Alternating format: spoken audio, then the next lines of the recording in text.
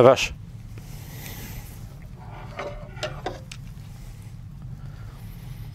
Bonjour, bonjour. Alors aujourd'hui on a mis les éléments de sécurité hein, pour les yeux et pour les oreilles parce que ça va défourailler. On a une Chiappa Badger, Little Badger.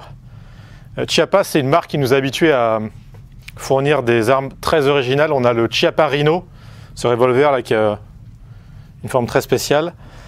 On a aussi le Chiappa AK9 je crois. Ils ont fait une espèce de AK-47 qui ressemble à une Kalash, mais c'est en 9 mm. C'est pas trop cher et c'est pas mal, paraît-il. Je ne l'ai pas testé. Et là, on a un Little Badger qui a une plutôt bonne réputation. Alors, on va le tester aujourd'hui. C'est l'arme neuve, il me semble, la moins chère du marché. C'est 150 € à peu près, tu me confirmes? C'est ça. C'est ça, 150 €.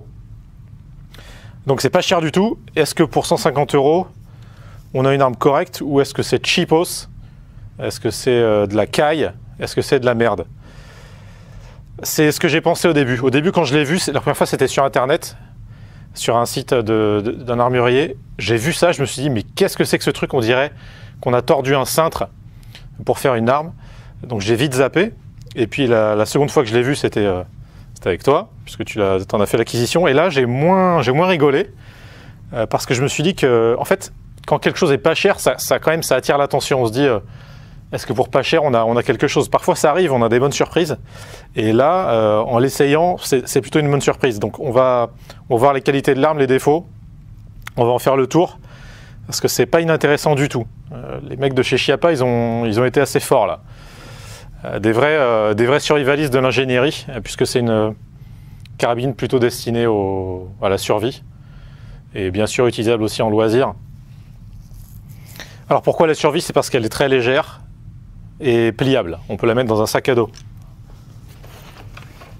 Pour que vous ayez une idée des dimensions, c'est vraiment comparable. Hein. Donc premier bon point, léger, 1,5 kg à peu près, pliable et solide. Il n'y a que du métal partout, quasiment. Et du coup, tiens, je l'ai fait tomber tout à l'heure par terre. On n'a pas trop tremblé parce que en fait, c'est solide comme une barre de fer, quoi. Alors on va passer en revue les différentes parties. On va commencer par l'arrière.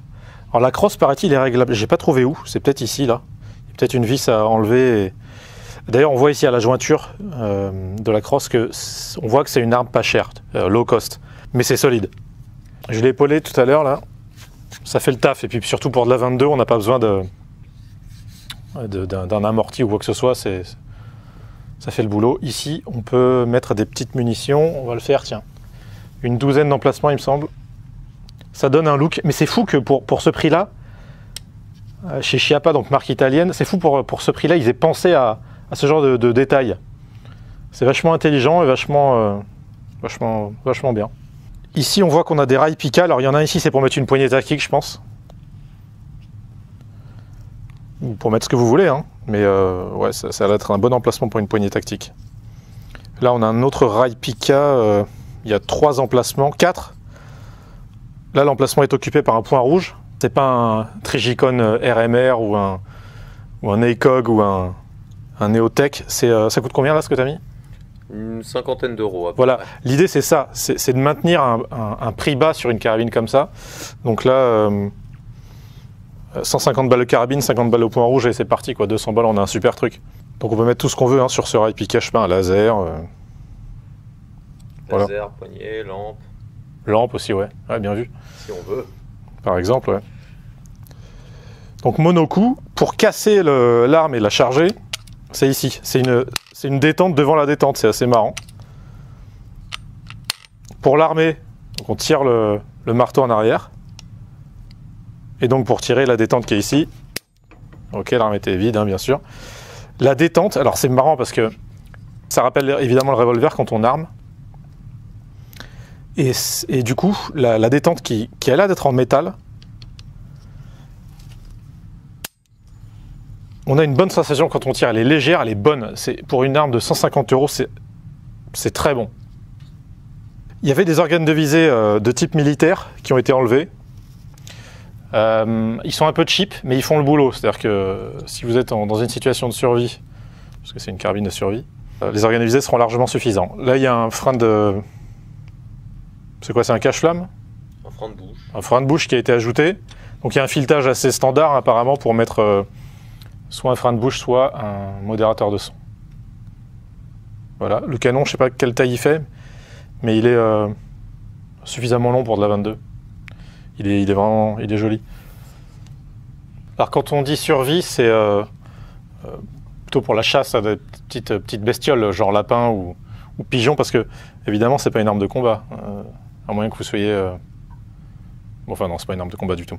Mais je pense que la plupart des gens qui vont l'acheter, quand même ce sera pour du loisir, c'est-à-dire que c'est bien d'avoir une carabine de qualité très correcte pour 150 balles. Je sais pas, vous voulez initier des enfants par exemple au tir, c'est parfait, surtout si vous avez plusieurs enfants. Pour pas faire jaloux, vous achetez une carabine par enfant et ça vous ruine pas non plus. Est-ce que tu le mettrais dans ton EDC? Bah ça franchement, EDC non, puisque enfin, ça dépend du pays où on vit, mais dans le pays dans lequel je vis, il n'est pas question d'avoir d'armes à feu en EDC. Aux États-Unis par contre, ou dans les pays comme ça, c'est impeccable, vous partez en camping, vous mettez ça dans le sac à dos, c'est super quoi. On va la tester un peu.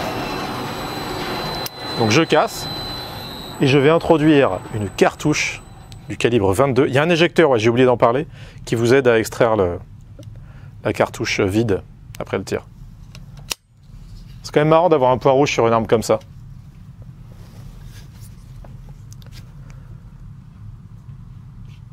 Ah, le point rouge, ça aide à voir qu'on tremble pas mal. Hein. Je vais viser la cible qui est en haut à gauche. On met l'arme en sécurité, vous voyez l'éjecteur.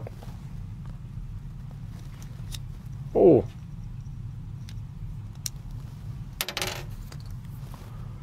Voilà, on va voir le résultat. En tout cas, il y a une impression de solidité. Hein. Même les rails Pika là sont... On dirait qu'ils sont en métal, quoi. C'est vraiment... Vous voyez, c'est pas mal. Debout comme ça, sans être vraiment entraîné. Alors, la cible là, elle a été faite par mes soins avec un marqueur. Parce que là, on est dans l'esprit low cost. Donc, il fallait qu'on reste un petit peu dans le pas cher, quoi. Mais regardez comme c'est agréable. Voilà. Donc, pas de décoking, mais on peut le faire manuellement en pressant la détente. Et voilà. Donc, c'est sécurisant. Ce qui est cool, c'est qu'elle est pas mal customisable. J'ai vu des gens mettre de la paracorde autour là, de la crosse, aussi autour du canon. J'ai vu quelqu'un, Argos, bonjour Argos, mettre un couteau type, vous savez, sans manche, là, type squelette. C'était un SI si je me souviens bien. Il l'avait fixé ici avec son étui en Kydex. Ça tombait nickel. On va refaire un petit essai. Donc regardez, là je vais casser l'arme pour pouvoir la charger. Donc c'est comme vous voyez, c'est comme une détente. Voilà, je tire. Voilà. Je me saisis d'une cartouche que j'insère. On referme l'arme. Je vais envoyer la cible. On va essayer de faire un plan sur le point rouge pour voir si on voit comment je tremble. Est-ce que c'est visible? Pas trop, hein, les points rouges, c'est... Ah si, ouais, on le voit, là, ça y est. Ouais, donc on va essayer de l'orienter un peu. Voilà. Ouais, mais ça, je sais pas si ça rend grand-chose, non.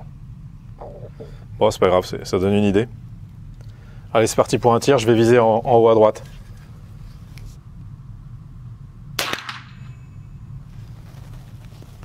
Voilà, je l'ai mis en sécurité. Vraiment agréable.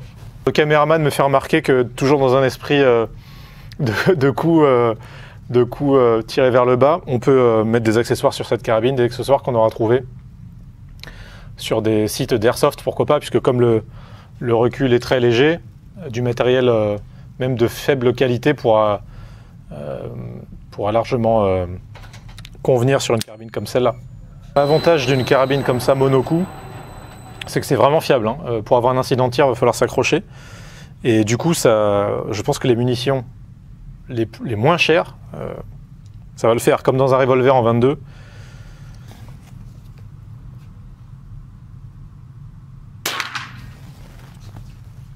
Est-ce que j'achèterais cette carabine? Ouais, pourquoi pas. Pour du loisir, je trouve ça génial. Moi, je me rappelle, quand j'étais gamin, mon père nous avait emmenés avec mon frère et des cousins faire du tir quoi, à la 22. Et une arme comme ça suffit largement pour faire des séances vachement marrantes. D'ailleurs, on avait une vieille 22, je me rappelle. Et c'est des super souvenirs. Je m'en souviens encore et ça fait partie vraiment de mes tout meilleurs souvenirs. Donc allez-y. Tiens, c'est marrant. Sur l'arme, là, si tu peux te rapprocher. Alors, Chiappa, c'est une marque italienne. C'est censé être fabriqué en Italie. Chiappa Firearms, Dayton, OH, j'imagine que c'est Ohio. Donc, est-ce qu'elles sont fabriquées par Chiappa, mais aux États-Unis, en Ohio? Alors là, si c'est le cas, comment est-ce qu'ils arrivent à maintenir un prix aussi bas? Parce qu'en général, les armes fabriquées aux États-Unis sont 2 fois plus chères en Europe. Ah, là, ici, il y a marqué Little Badger Italy. Voilà, donc cette fois, ils nous disent que c'est fait en Italie, là, le calibre 22 LR. Ah oui, cette carabine, elle existe dans le calibre 17 HMR. Donc un calibre assez fin aussi, un peu comme le 22, je crois même encore plus petit. Mais par contre, beaucoup plus rapide, hein, beaucoup plus de pêche. Une balle. D'ailleurs, c'est un calibre que j'aime beaucoup, mais c'est un calibre qui est très cher. Et du coup, quel est l'intérêt d'avoir un calibre très cher sur une arme comme ça? Donc du coup, je la préfère en 22. Donc pour le prix, super. On attend maintenant que Chiappa la sorte en 44 Magnum. Voilà, vous savez tout. Ciao les francophones.